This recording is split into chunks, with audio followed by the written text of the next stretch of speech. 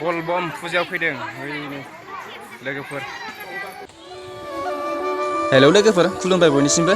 गिबियावनो नोंथांमोनखौ आंनि बे दुइथुन ब्लग इउटुब चेनेलाव गासैखौबो बरायहरबाय आरोना लोगोफोर। दा जोङो बलबम फुजायाव फैदों आरोना मेलायाव। माने लोगोफोर नोंथांमोना नालांबाय थाबा जाबाय आंनि बे ब्लग भिडिअखौ।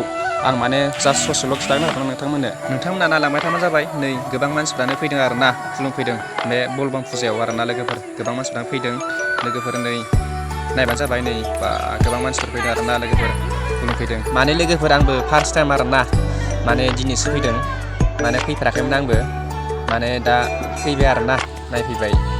गोबां मानसि जायो एक्सुवेलि। नोंथांमोनाबो जुदि फैनो गोसोब्ला फैबानो जाबाय आरोना मेलायाव। गोबां मानसिफ्रानो फैयो खुलुमफैयो बे बलबम फुजायाव। माने गोबां मानसिफोर फैदों आरोना नै लोगोफोर। दिनै खम आरोना माने मानसिफ्रा। नै माने मानसिफ्रा खुलुमनानै फैबाय। दा जोंबो थांगासिनो दं आरोना लोगोफोर।